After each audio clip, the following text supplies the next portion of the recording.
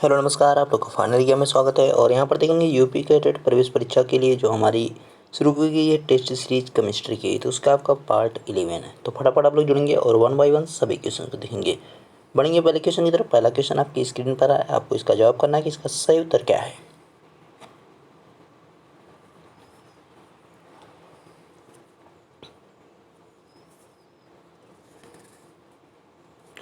Halogen जो कांच पर प्रहार करते हैं, halogen which strikes glass is. देखिए, हाइलोजन में आते कौन है? फ्लोरीन है, क्लोरीन है, ब्रोमीन, आयोडीन। तो इसमें जो आपका कांच पर प्रहार करती है वो कौन है? ब्रोमीन है। ध्यान रखना आपको, C option is the right option. Next question screen पर, आपको इसका जवाब करना है कि सही उत्तर क्या होगा।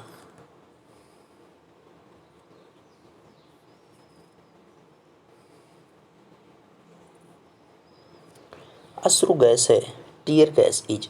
तो अश्रु गैस कौन सी है? तो यहाँ पे अगर राइट आंसर की आप बात करेंगे तो क्लोरोपिक्रीन होता है। ठीक है, क्लोरोपिक्रीन होता है, जिसका फार्मूला आपका देखेंगे CCl3 और NO2 आपका होता है। ठीक है, NO2 आपका ये होता है, CCl3 है, HCl। ठीक है, क्लोरोपिक्रीन की बात की जा रही है, तो इसका ध्यान रखेंगे। नाइट्रस ऑक्साइड आपकी हंसाने वाली गैस होती है, तो उसको हमें यहाँ पे जवाब नहीं करना था ना, तो ऑप्शन में ही था, नाइट्रोजन ऑक्साइड था।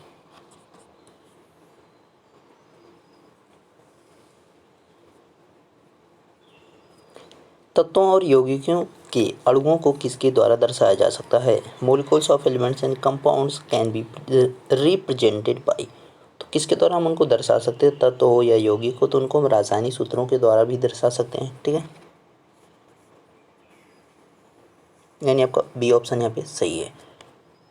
अगले प्रश्न की तरफ बढ़ेंगे और देखेंगे यहाँ पे अगला प्रश्न क्या है, जवाब करेंगे इसका सही उत्तर क्या है।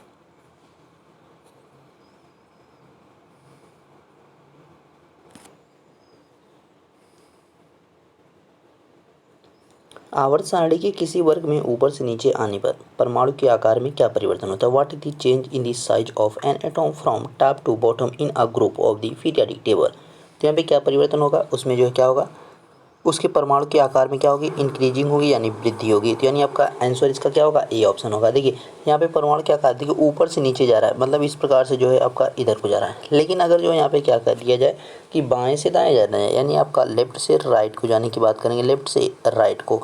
अभी तो हम क्या कर रहे थे, यहाँ पे अप से जो डाउन की तरफ जा रहे थे, अब लेफ्ट से राइट की तरफ जाएंगे तो क्या होगा? यहाँ पे घटेगा, उनका जो आकार होगा कैसा होगा? घटेगा। तो ध्यान रखना, लेफ्ट से राइट जाने पर आकार घटेगा, अपर से डाउन जाने पर आकार बढ़ेगा, यानी शेप में जो वहाँ पे उनका है उसमें परिवर्तन होगा। बुझा चूना का सूत्र है, बुझे चूने के सूत्र आपसे यहाँ पे पूछा गया था, formula of the slaked lime as. तो यहाँ पे क्या होता है? CaOH का होल टाइप होता है, यानी आपका बी ऑप्शन यहाँ पे सही है। पहला ऑप्शन किसका है? CO जो आपका है वो किसका? बिना बुझे चूने का है। और HGS जो है किसका है? भखरा सिंदूर का है। ठीक है, जो सूखा सिंदूर उसकी बात की जा रही है। और NaNO3 आपका चिली साल्ट फीटर का होता है। तो इन चीज़ों को आपको ध्यान रखना है, जो जितने भी आपके इंपॉर्टेंट कंपाउंड्स हैं उनको आप याद करें, ज़्यादा से ज़्यादा याद हो जाए ज़्यादा बेहतर है। वो काफ़ी जगह आपको फ़ायदा करेंगे, क्योंकि रिएक्शंस में भी, और आपके वैसे डायरेक्टली नाम पूछ लेते हैं। ऑटोमोबाइल बैटरी में कौन सा अम्ल प्रयोग किया जाता है? विच acid is used in automobile battery. तो ये तो का क्वेश्चन सभी का सही होना चाहिए, क्योंकि यहाँ पे जो है H2SO4 का यूज किया जाता है। जवाब करेंगे इसका सही उत्तर क्या है, फटाफट आप लोग बताएंगे इसके सही आंसर को।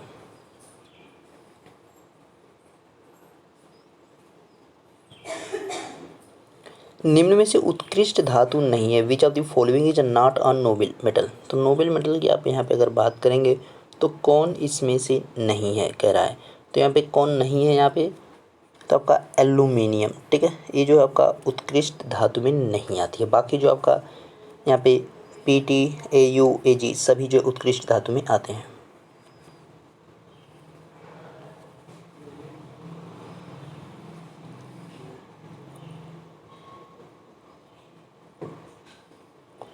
अगला प्रश्न, इसमें एक दुर्बल अम्ल है, it has a weak acid. तो इसमें से जो दुर्बल अम्ल आपका दिख रहा है क्या है कि वो आपका CH3COH हो जाएगा।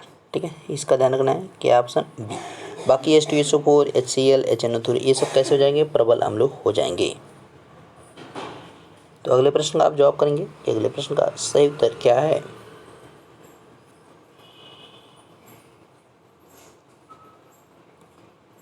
प्रश्न है, इसमें से एक अम्लीय लवण है, one of the acidic salts. देखिए यहाँ पे अम्लीय तो है लेकिन वो क्या है, लवण है। तो यहाँ पे अम्लीय लवण की अगर आप बात करेंगे तो कौन हो गया, NaHCO3 की बात कर रहा है। तो यानी आपका आंसर पहला सही है।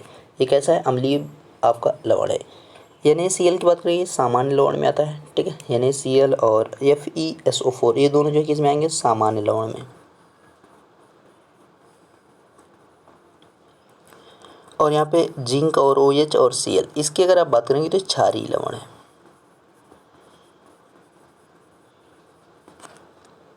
अगला प्रश्न स्क्रीन पर आपको इसका जवाब करना है कि सही उत्तर क्या होगा।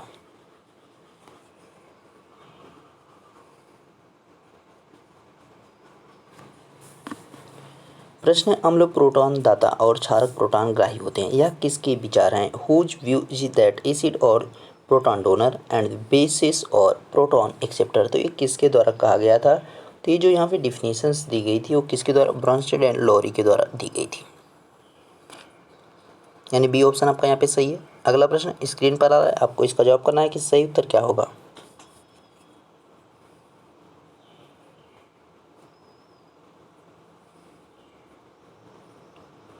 प्रश्न किस नियमानुसार स्थिर ताप पर गैस की निश्चित मात्रा का दाब उसके आयतन के व्युत्क्रमानुपाती होता है। According to which law the pressure of a certain amount of gas at the constant temperature is the inversely proportional to its volume. तो ये किस नियम की खासियत के बारे में बात कर रहा है। तो यहाँ पे देखिए चार्ल्स का जो नियम है तो उसमें क्या होता है, चार्ल्स नियम के अनुसार क्या होता है कि स्थिर दाब पर जो है किसी गैस की निश्चित मात्रा का आयतन उसके जो है क्या होता है, उसके समताप पर जो है क्या होता है, समानुपाती होता है। यहाँ पे वो तो चार्ल्स के नियम में हमारा होता है। और जो हमारा गैल्वसॉक का नियम है तो उसमें क्या होता है, इस नियम के अनुसार जो है क्या होंगे, स्थिर आयतन पर किसी निश्चित मात्रा वाली गैस का दाब जो है उसके जो परम ताप होगा, ठीक है, जो उसका परम ताप होगा उसके क्या होगी, समानुपाती होगी। तो दोनों में तो समानुपाती होगी। जो व्युत्क्रमानुपाती होता है वो किस में होता है, बॉल के नियम में होता है। यानी आपका यहाँ पे सी ऑप्शन सही हो जाएगा। अगले प्रश्न को देखेंगे और आप जवाब करेंगे कि सही उत्तर क्या है।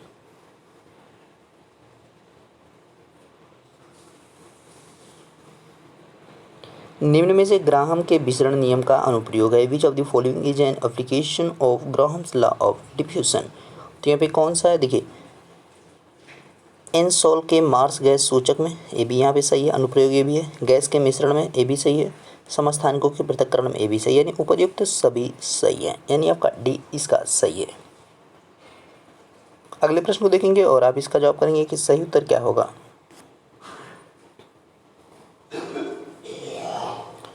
सही उत्तर बताएंगे यहाँ पे, इसका सही उत्तर क्या है। प्रश्न है, अवक्रिया वेग को प्रभावित करने वाला कारक नहीं है। The factor affecting the rate of reaction is not. तो अवक्रिया वेग को जो प्रभावित नहीं कर सकता वो कौन सा है। देखिए अवकारिकों की प्रवृत्ति ये भी प्रभावित करते हैं।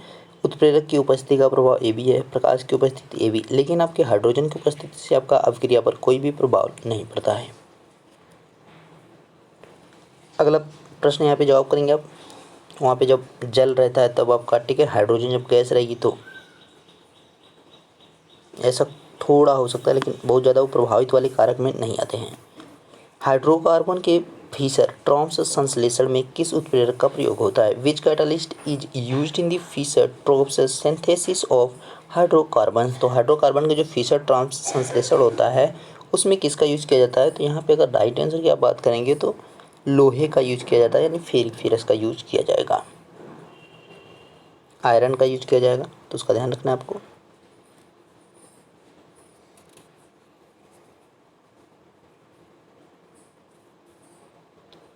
विद्युत अपघट्य नहीं है। Electrolyte is not. देखिए मैग्नीशियम सल्फेट भी है, पोटेशियम क्लोराइड भी है, कैल्शियम क्लोराइड, लेकिन यूरिया जो होता है वो क्या होता है, वो आपका यहाँ पे अपघट्य वो नहीं होता। ध्यान रखना, अनअपघट्य होता है, ठीक है, अनअपघट्य में आता है। क्या आता है आपका यहाँ पे, यूरिया अनअपघट्य में आ जाएगा। ग्लूकोज भी उसी में आपका आएगा, तो इनका ध्यान रखना है आपको। अगले प्रश्न को आप देखेंगे और यहाँ पे इसका जवाब करेंगे, इसका सही उत्तर क्या होगा।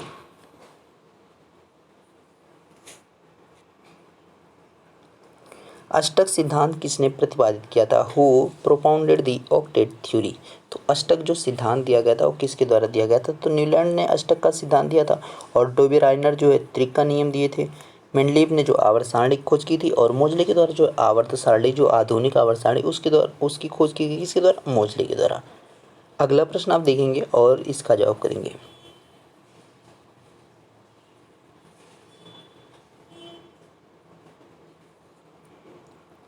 मेंडलीव के द्वारा तैयार आवर्त सारणी में कौन सा तत्व नहीं था? Which element was not in the periodic table prepared by Mendeleev? जब मेंडलीव ने आवर्त सारणी को बनाया तो उसमें कौन से एलिमेंट्स नहीं थे? तो यहाँ पे जितनी भी आपकी अक्रिय गैसें हैं, अक्रिय गैसों की तब खोज ही नहीं हुई थी।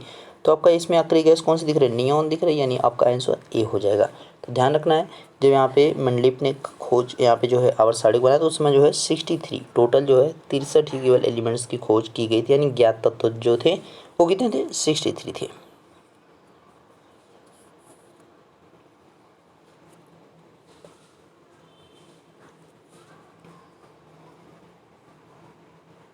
उपधातुओं का समूह है, the group of metalloids is. तो उपधातु जो है यहाँ पे आपका उनकी बात की जा रही है, तो उपधातुओं में आपका कौन से यहाँ पे आएंगे? तो यहाँ उपधातु जो है आपका, अगर सही आंसर की आप बात करेंगे तो यहाँ पे एस आई, ए एस और एस पी, ए आपका सही होगा यहाँ पे, यानी बी आंसर। अब आपके कौन कौन से यहाँ पे उपधातु हैं उनके बारे में देख लेते हैं। हमारा बी होता है, एस आई होता है और जी होता है। ठीक है, इसमें देखिए क्या था, इसमें फास्फोरस आ गया था, इस वजह से एस आई और जी आपका हो गया, जी ई रहेगा। ठीक है, जी रहेगा, ए एस हो जाएगा और आपका एस बी होता है, एस बी इसी में आएगा, टी ई आएगा, पी ओ आएगा और ए टी आएगा। ये सब जो है क्या है? उपधातु हैं, जिनका ध्यान रखना है आपको।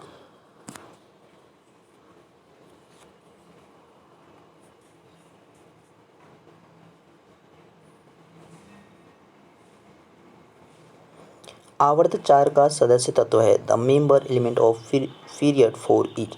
तो आवर्त जो चार है उसके सदस्य की आप बात करेंगे तो यहाँ पे कौन हो जाएगा? यहाँ पे तो एम एन, यानी आपके मैग्नीज की बात की जा रही है, तो मैग्नीज आपका यहाँ पे जो है इसमें आ जाएगा। ठीक है, ये डी ब्लॉक में आता है और जो है 7 बी में रहेगा, 7 बी। ठीक है, जो समूह होगा वो 7 बी हो जाएगा। अब यहाँ पे सोडियम की अगर आप बात करेंगे तो सोडियम किस में आएगा? यस ब्लॉक में आएगा, यस ब्लॉक में आएगा और तीसरे आवर्त में आएगा। ठीक है, तीसरे आवर्त में आएगा। एल्यूमिनियम की अगर आप बात करेंगे तो एल्यूमिनियम किस में आएगा? तो ये आपका पी ब्लॉक में आएगा और कौन से आवर्त में आएगा? तो तीसरे आवर्त में ये भी आएगा। मैग्नीज की अगर आप बात करेंगे तो मैग्नीज किस में आ जाएगा? तो आवर्त 3 में ये रहेगा और किस में रहेगा? एस ब्लॉक के रहेगा, सेकेंड ए में रहता है। ठीक है, एस ब्लॉक में ही रहता है और सेकेंड ए में रहता है, तो इसका आपको ध्यान रखना है। ठीक है, आपका यहाँ पे कौन सा हो जाएगा? आवर्त कौन सा हो जाएगा? तीसरा ही आवर्त रहेगा, तो इसका आपको ध्यान रखना है। अगले प्रश्न की तरफ बढ़ेंगे और आप अगले प्रश्न का जवाब करेंगे कि इसका सही उत्तर क्या होगा।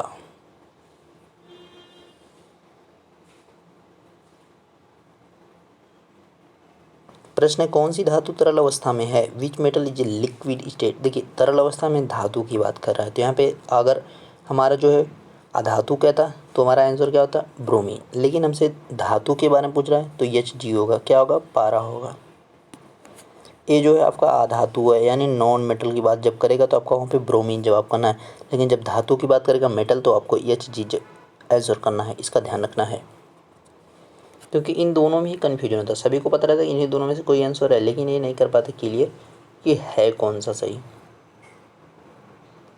किस ब्लॉक के तत्वों को निरूपक तत्व कहा जाता है? एलिमेंट्स ऑफ विच ब्लॉक और कॉल्ड रिप्रेजेंटिंग एलिमेंट्स। तो निरूपक तत्व जो है किस एलिमेंट्स को कहा जाएगा? यहाँ पे अगर राइट आंसर की आप बात करेंगे तो यहाँ पे क्या हो जाएगा? एस और पी ब्लॉक के जो तत्व होते हैं उनको हम कहते हैं निरूपक तत्व।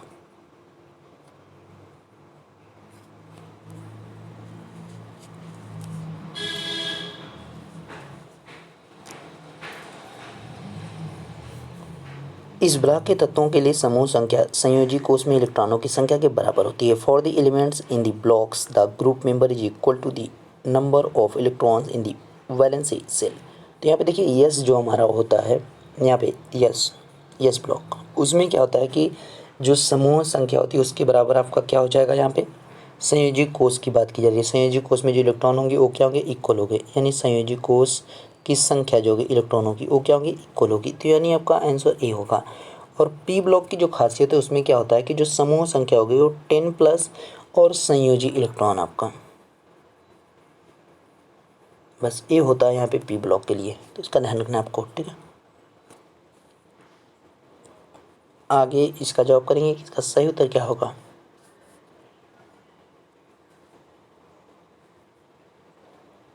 प्रश्न है, निम्न में से कौन सी धातु बहुत तेजी अपक्रिया करती है, मतलब बहुत तेजी से जो है वो रिएक्शन करती है। Which of the following metal react very quickly, तो कोई इसके द्वारा सबसे तेजी से यहाँ पे रिएक्शन की जाती है। आपका देख सकते हैं धातु की बात की जा रही है। जैसे अगर हमारा जो है अधातु में रहा होता है या लिक्विड में रहा होता है तो हमारा जवाब जो है क्लोरीन में आ जाता है, ठीक है। अधातु में रहता तो, अगर अधातु में नॉन मेटल में रहता तो हमारा क्या होता, क्लोरीन होता। लेकिन यहाँ पे हमारा धातु में दे रखा, तो धातु में क्या होता है हमारा, आपका पोटेशियम होता है। देख सकते हैं आपका यहाँ पे सबसे पहले पोटेशियम, उसके बाद Na होता है यानी सोडियम आएगा। उसके बाद इस प्रकार से जो है इन दोनों को आपको ध्यान रखना है, ठीक है। सबसे ज़्यादा यहाँ पे क्या हो जाएगा, इसका, उसके बाद इसका आएगा। और इन दोनों को ही जो है कैरोसिन में इसीलिए रखा जाता है, ठीक है, क्योंकि अगर कैरोसिन में नहीं रखा जाएगा तो ये जो है तुरंत जो है जल जाएंगे।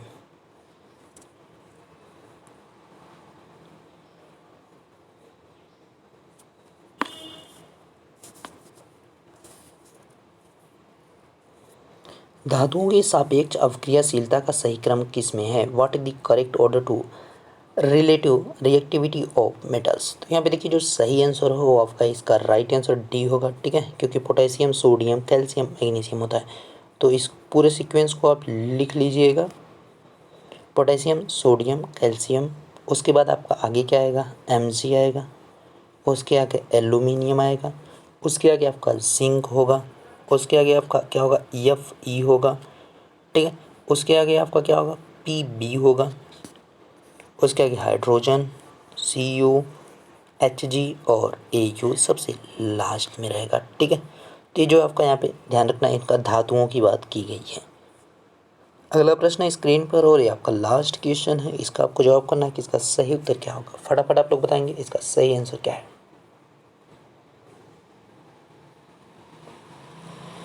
कैल्शियम कार्बाइड को नाइट्रोजन के साथ 2000 डिग्री सेल्सियस पर गर्म करके किसे प्राप्त किया जाता है। What is obtained by heating calcium carbide with nitrogen eight 2000 degree Celsius.